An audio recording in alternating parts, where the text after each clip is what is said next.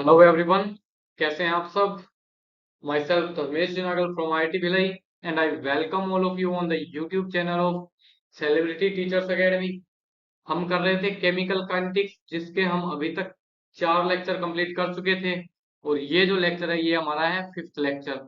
तो जिन्होंने पहले लेक्चर नहीं देखे हैं वो जरूर जाके देखें, क्योंकि मैंने पिछला लेक्चर तो कम से कम लेक्चर नंबर 4 जरूर देखें, क्योंकि मैंने उसमें थोड़ी सी आपको इंपॉर्टेंट चीजें हैं वो आपको बताई है। ओके, तो चलिए शुरू करते हैं केमिकल काइनेटिक्स लेक्चर नंबर 5। अभी तक अगर आपने चैनल को सब्सक्राइब नहीं किया है तो चैनल को सब्सक्राइब जरूर कर लें और अपने दोस्तों के साथ शेयर जरूर करें। हम कर रहे हैं आज के इस लेक्चर में इंटीग्रेटेड रेट इक्वेशन। ओके, तो जो मैथ वाले बच्चे हैं ना उनको पता होगी कि एक मैथ में इंटीग्रेशन होता है और एक होता है डिफरेंशिएशन। ओके, हम जो डिफरेंशियल रेट इक्वेशन है वो हम करके आ चुके हैं। अब हम करेंगे integrated rate equation. Differential rate equation कौन सी होती है? डिफरेंशियल रेट इक्वेशन जो आपके सामने होती है वो होती है D R by D T is equals to K R naught for a zero order reaction. हम डिफरेंशियल रेट इक्वेशन हम इसको कह सकते हैं। अब हम करेंगे इंटीग्रेटेड रेट इक्वेशन। ठीक है, किस किस के लिए करेंगे? हम ये करेंगे एक जीरो ऑर्डर रिएक्शन के लिए। ओके, देन उसके बाद फर्स्ट ऑर्डर रिएक्शन के लिए भी हम ये करेंगे। इन दोनों रिएक्शंस के लिए हम जब ये इंटीग्रेटेड रेट इक्वेशन कर लेंगे उसके बाद हम आज एक चीज और करेंगे जो क्या होती है हाफ लाइफ। जो क्या होती है हाफ लाइफ। अब ये हाफ लाइफ क्या होती है, इससे क्वेश्चन आने के बहुत ही ज्यादा क्या है आपके चांसेस रहते हैं। तो इसको मैं यहाँ आज ही लिख रहा हूँ, अब भी लिख रहा हूँ, इंपॉर्टेंट है आपके लिए। आप इसको गले उतार लेंगे और इसको बहुत ही अच्छे से आप करने वाले हैं। ओके, तो हाफ लाइफ क्या होती है मैं आपको अभी इसके बारे में आइडिया देता हूँ कि अगर कोई पर्सन है जिसकी जो एज है वो क्या हो सकती है, टोटल 100 ईयर्स है। ओके, 100 ईयर्स है तो इसकी हाफ एज क्या होगी, इसकी हाफ लाइफ क्या होगी 50 ईयर्स ही होगी। 50 ईयर्स ही होगी। क्या इतनी बात समझे? तो यही चीज हमारी क्या है हाफ लाइफ है। अगर मैं बातें करूं आर से क्या बन रहा है, पी बन रहा है। तो आर हमारा क्या है रिएक्टेंट है। अगर मैंने इसके लिए क्या 10 मोल लिए, अगर इसकी इनिशियल कंसंट्रेशन क्या है 10 मोल है, तो 5 मोल होने में जितना टाइम लगेगा ना, 10 मोल है बचेंगे कितने 5, इसका मतलब 5 मोल क्या हो गए हैं यूज हो गए हैं। तो इसकी कंसंट्रेशन 10 से जस्ट हाफ होने में जितना टाइम लगेगा ना उसको हम बोलेंगे half life of this reaction. Okay, तो आज हम क्या क्या करेंगे, जीरो ऑर्डर रिएक्शन के लिए इंटीग्रेटेड रेट इक्वेशन करेंगे, फर्स्ट ऑर्डर रिएक्शन के लिए इंटीग्रेटेड रेट इक्वेशन करेंगे, एंड देन हाफ लाइफ हम इन दोनों रिएक्शन के लिए करेंगे। ओके,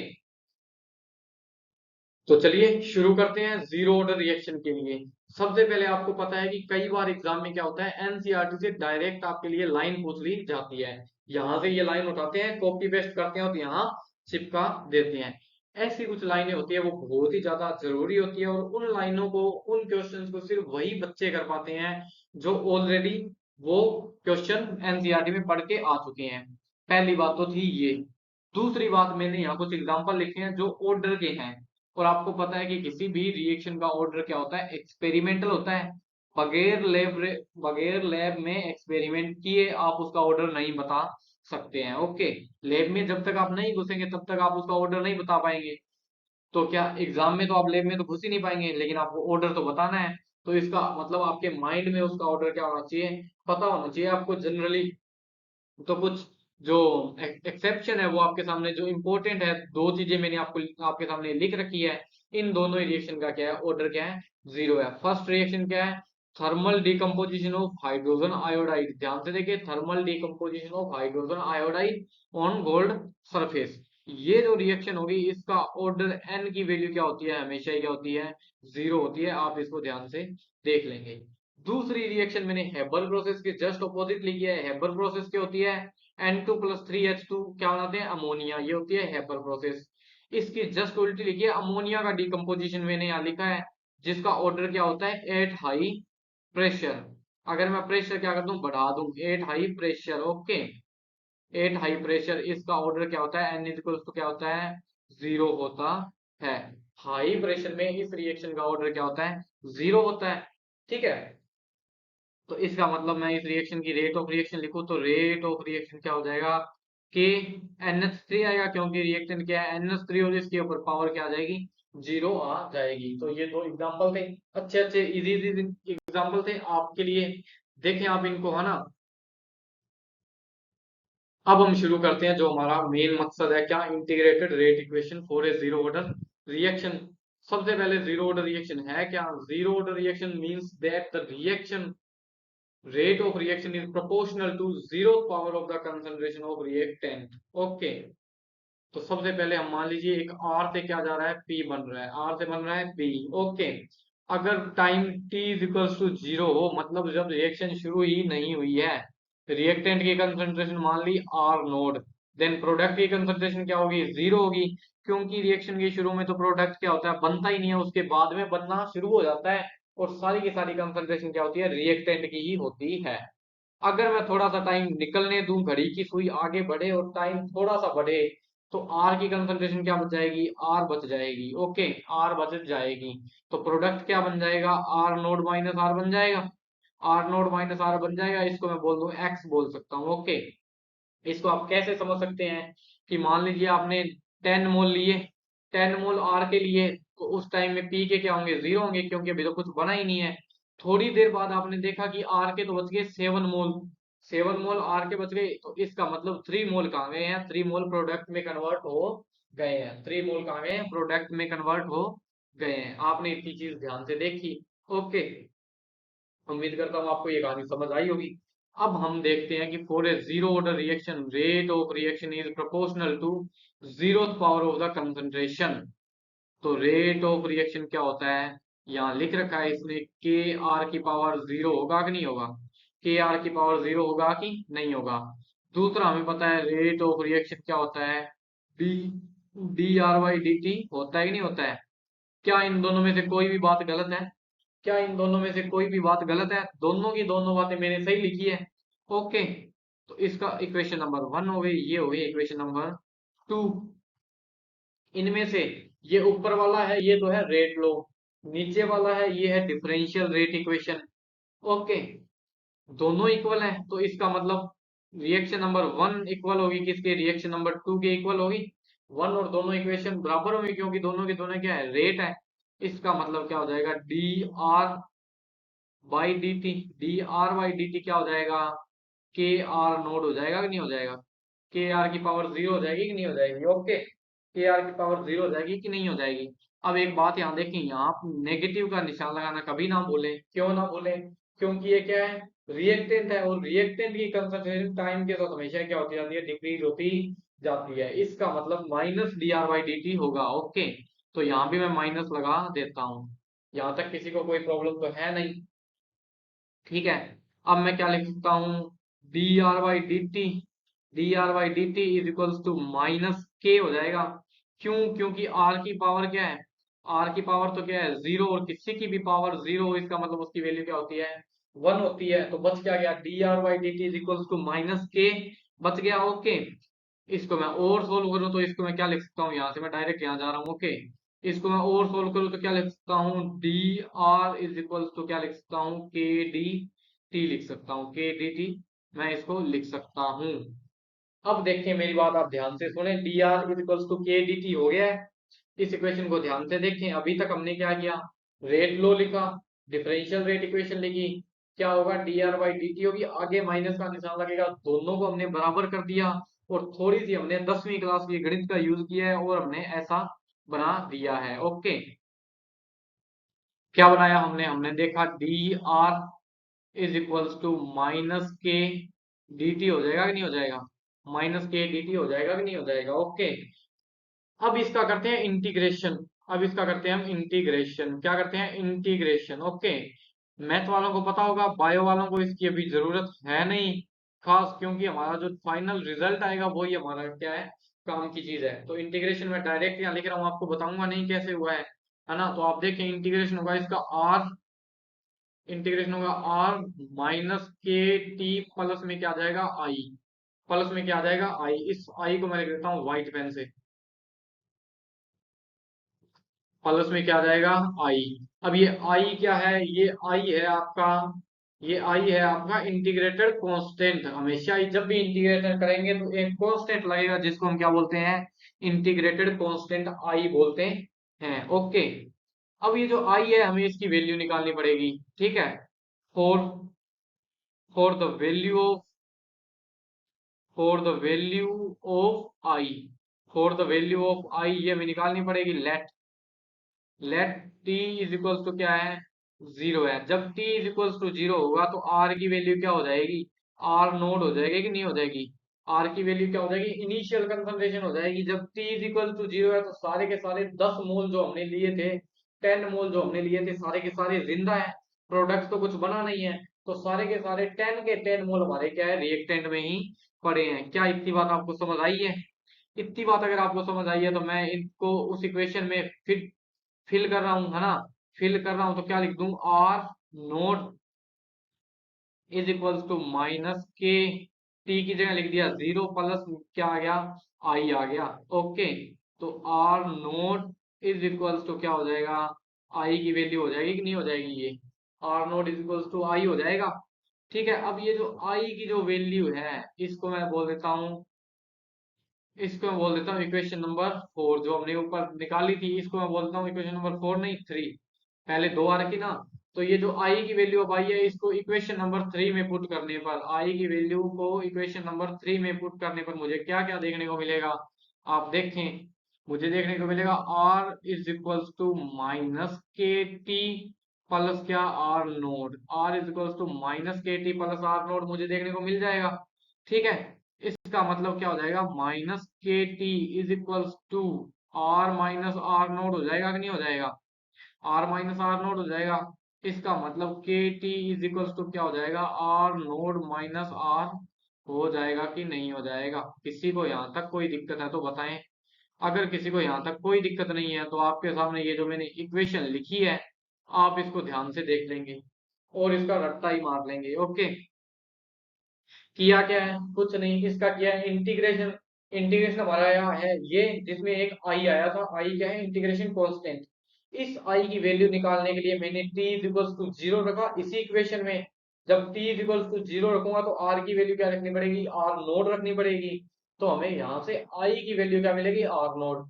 अब ये r नोड को उठा के मैंने डायरेक्ट यहाँ रख दिया, डायरेक्ट यहाँ रख दिया और थोड़ी सी गणित की और मेरे पास ये फॉर्मूला आ गया। दोबारा मैं इस फॉर्मूले को लिख लेता हूं ताकि आप कोई भूले ना। के टी इज इक्वल्स टू क्या हो जाएगा, आर नोट माइनस आर हो जाएगा। ठीक है, आर नोट माइनस आर हो जाएगा। के क्या है, इसमें के क्या है, के है रेट कांस्टेंट। टी क्या है, टी है टेम्परेचर। आर नोड क्या है, इनिशियल कंसंट्रेशन। एंड आर क्या है, कंसंट्रेशन एट टाइम टी। तो ये चारों चीजें थी for a zero order reaction N is equals to क्या आ जाएगा, जीरो हो जाएगा। और आपके लिए ये जो कहानी है थोड़ी सी क्या है, इंपॉर्टेंट है, आप इसको ध्यान से देख लेंगे। ओके, अब हमने क्या बनानी है, इसके एक ग्राफ बनानी है जो मैंने आपके सामने स्क्रीन पे बना रखा है। ये ग्राफ बना कैसे हम इसकी वैल्यू अब आपको सामने निकाल देंगे। ओके, हमारी इक्वेशन क्या है ये आपको पता है। हमारी इक्वेशन क्या है, ये K T is equals to R naught minus R, R naught minus R ही आई है। ये तो थी हमारी इक्वेशन। ठीक है, कल हम एक जो मैथ्स की क्लास की थी ना, फोर्थ लेक्चर मैथ्स की क्लास की थी, उसमें हमने देखा y is equals to M X plus C, Y is equals to M X plus C. Okay, y is equals to M X plus C. अब आप यहाँ आए, y पे क्या है, आर नोड, और x पे क्या है, टाइम। y पे क्या है, आर नोड, और x पे क्या है, टाइम। ठीक है, तो y इज इक्वल्स टू क्या हो जाएगा, आर नोड हो जाएगा, x इज इक्वल्स टू क्या हो जाएगा, टाइम हो जाएगा, x is equal to time हो जाएगा। तो इस इक्वेशन को मैं कैसे लिख सकता हूँ, इस इक्वेशन को मैं कैसे लिख सकता हूँ इसके according, R naught is equals to K T plus R हो जाएगा कि नहीं हो जाएगा, के टी प्लस आर हो जाएगा कि नहीं हो जाएगा, है ना। कुछ लोचा कर दिया क्या हमने, हाँ लोचा कर दिया। y की आर नोड नहीं है, y की वैल्यू क्या है, r, तो मैं इसको आर नोड की जगह r लिख रहा हूँ। ओके, आर नोड की जगह क्या लिख रहा हूँ, r लिख रहा हूँ। तो y इज इक्वल्स टू क्या हो जाएगा, r हो जाएगा, इज इक्वल्स टू क्या हो जाएगा, r नोड माइनस क्या हो जाएगा, के टी हो जाएगा। ऊपर वाली रिएक्शन में आर को इस तरफ कर दो, के टी को इस तरफ कर दो, कोई दिक्कत वाली बात है नहीं। ठीक है, देखें, y को y से मैच कर दिया, x को x से मैच कर दिया, तो m की वैल्यू क्या आ गई है, k आ गई है कि नहीं आ गई है। x के साथ है वही तो m है, x क्या है, t है, तो t के साथ क्या है, k है, तो k ही तो हमारा क्या है, m है। ओके, और जो हमारा ये जो आया है क्या, c इंटरसेप्ट जिसको हम बोलते हैं, वो क्या आया है, r नोड। सारी की सारी चीजें यहाँ लिख रहा हूँ ना। m स्लोप हमारा क्या है, माइनस का k है। ओके, क्योंकि k के आगे निशान क्या है, आप मेरे को बता दें, k के आगे साइन किस चीज का है, माइनस का है। ओके, एंड हमारा जो इंटरसेप्ट है वो क्या है, हमारा आर नोड है। इंटरसेप्ट हमारा आया है वो क्या है, आर नोड आया है, आर नोड आया है। ओके, हम इस ग्राफ को दोबारा बना लेंगे। वो मैंने इसलिए बनाया है क्योंकि स्क्रीन पे थोड़ा सा लाइन इधर उधर हो जाती है, तो मैंने साफ एनसीईआरटी से चिपका दिया है। ओके, कंसंट्रेशन ऑफ आर, ठीक है, जाहिर सी बात है, इंटरसेप्ट क्या है, आर नोड है जो क्या है पॉजिटिव में है, आर नोड है जो क्या है पॉजिटिव में है, मतलब लाइन कहीं ऊपर से शुरू होगी। ये सारी की सारी चीजें मैंने लेक्चर नंबर 4 में करवाई है। जिसने नहीं किया है बायो वालों, ध्यान से सुन लो, वो लेक्चर आप करके आओगे कल की क्लास में। ओके, आई क्या है, आर नोड जो क्या है पॉजिटिव है, मतलब लाइन कहीं ऊपर से शुरू होगी। मान लीजिए लाइन कहीं कहाँ से, यहाँ से शुरू हो रही है, इसको मैं बोलता हूँ आर नोड, इसको मैं बोलता हूँ आर नोड। ओके,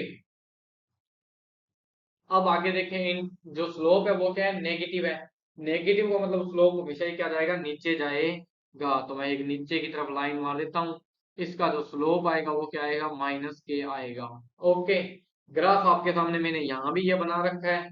सबको उम्मीद करता हूँ कि ये ग्राफ समझ आ गया होगा, और साथ में ये भी बात समझ आपको आ गई होगी कि कल की क्लास में मैंने जो मैथमेटिक्स कराई थी, इतना मत्था मारा था, वो क्यों मारा था, वो इस ग्राफ के लिए हमने ये मत्था मारा था, ताकि आप ये जो इक्वेशन मैंने लिखी है इसको आप अच्छे से समझ पाए और ये ग्राफ आप ड्रॉ कर पाए। ओके,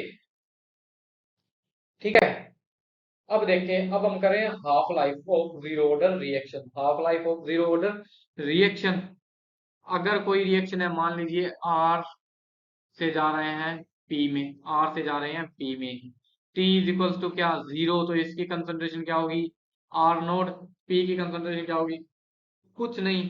अगर t क्या हो जाए, t क्या हो जाए, t1/t/2 हो जाए, आधा टाइम कंप्लीट हो जाए, t हाफ हो जाए, तो R naught by half, R naught by half का आधा हो जाएगा, आर नोट इनिशियल कंसंट्रेशन का आधा हो जाएगा। अगर मैंने 10 मोल लिए हैं तो आधे टाइम बाद क्या हो जाएंगे, 5 मोल हो जाएंगे, और बाकी के जो एक्स हैं वो इधर आ जाएंगे। ओके, इतनी प्यारी सी बात थी, आप सबने समझी। ठीक है, अब हम निकाल रहे हैं इसकी half life of A zero order reaction. तो जीरो ऑर्डर रिएक्शन के लिए हमारी जो इक्वेशन आई थी, मैंने कहा इंपॉर्टेंट है थोड़ी सी, क्या थी, R is equals to R naught minus R, था कि नहीं था, R is equals to R naught minus R, था कि नहीं था। के होता है वेग कांस्टेंट, कांस्टेंट कभी भी चेंज नहीं होता है। ओके, कांस्टेंट कभी भी चेंज नहीं होता है। At at T is equals to T by two, T is equals to T by two. Okay, या टी बाई टू को मैं टी वन बाई टू लिखता हूँ, थोड़ा सा अच्छा लगेगा क्योंकि एग्जाम में भी ऐसा ही लिखाता है। ओके, इसके जो पैरों में क्या t1/2 ऐसा लिखा होता है। Okay, at T is equal to t1/2। ठीक है, तो कंसंट्रेशन जो आर होगी, जो कंसंट्रेशन आर जो बचने वाली है वो क्या हमारी बचेगी, आर नोट बाई टू बचने वाली है, आर नोट बाई टू बचने वाली है।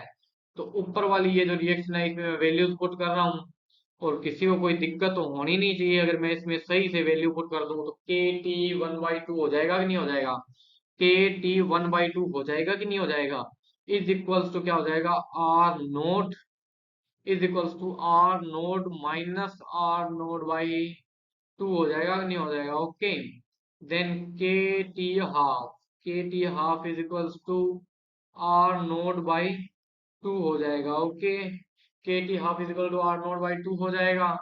Then final T half is equals to क्या हो जाएगा, R naught divide by two के।